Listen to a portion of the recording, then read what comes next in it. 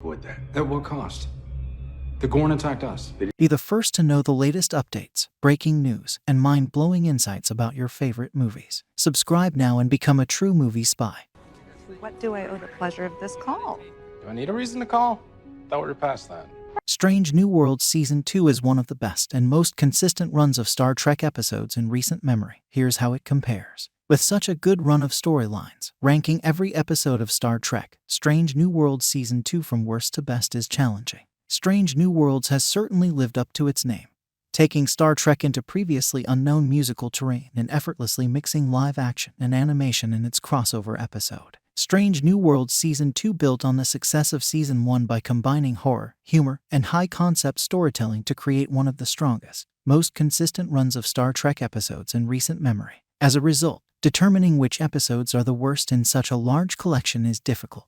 There are episodes in Star Trek, Strange New Worlds Season 2 that do not measure up to the fundamental concept's promise. Meanwhile, some episodes strain too hard to weave into the larger Star Trek narrative, which risked turning a fine episode into a prelude to something better. Regardless of rating, it must be said that Captain Christopher Pike and the crew of the Enterprise have had an exceptionally excellent season, making the lengthy wait for Strange New Worlds Season 3 even more excruciating. Season 2, Episode 4, Among the Lotus Eaters NW Star Trek. Among the Lotus Eaters is a Pike. If Among the Lotus Eaters is the poorest episode, it demonstrates how excellent Season 2 of Star Trek, Strange New Worlds was. The episode, which returned to Star Trek, TOS Rigel 7, had all the makings of a compelling character study of how leadership duties affect Pike. Confronting Pike with his resentful and despotic former yeoman, Zach Nguyen, was the ideal approach to demonstrate how Pike's actions might result in the deaths of people under his command.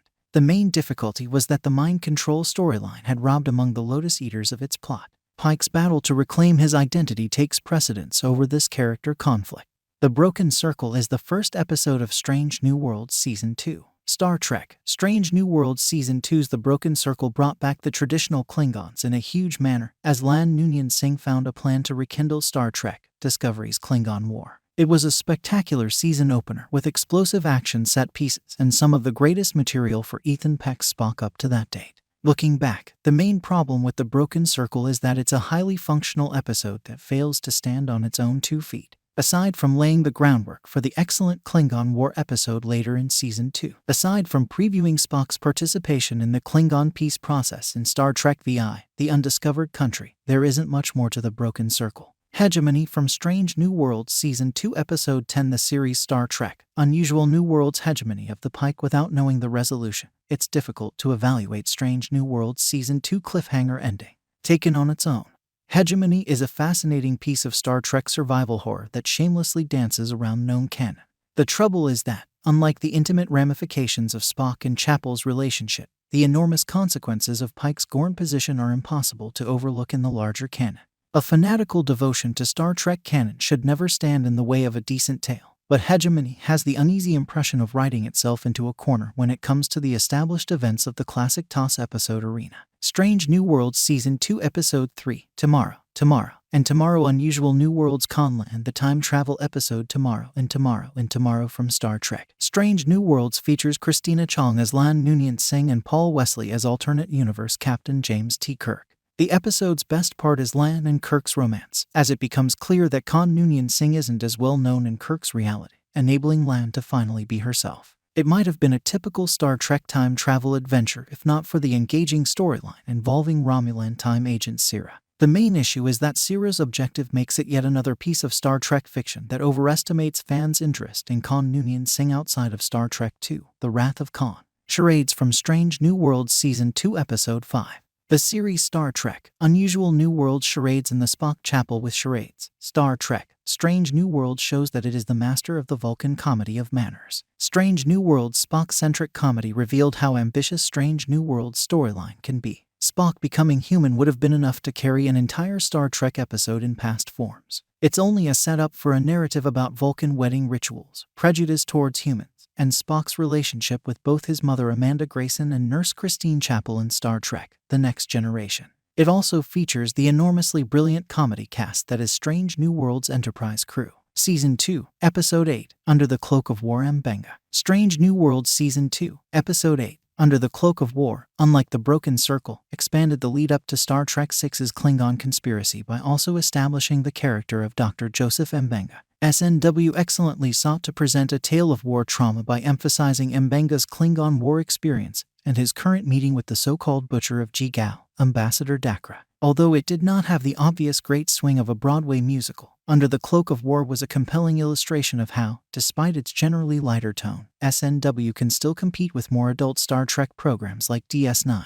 Strange New Worlds Season 2, Episode 6, Lost in Translation. Celia Rose Gooding as Uhura, Ethan Peck as Spock, and Paul Wesley as Kirk star in Strange New Worlds. Lost in Translation earns praise for bringing together Star Trek stalwarts James T. Kirk, Nyota Uhura, and Spock for the first time in such a subtle way. Star Trek Strange New Worlds wisely concentrated on delivering a wonderful Uhura tale first, then letting the elements fall into place for the historic meeting.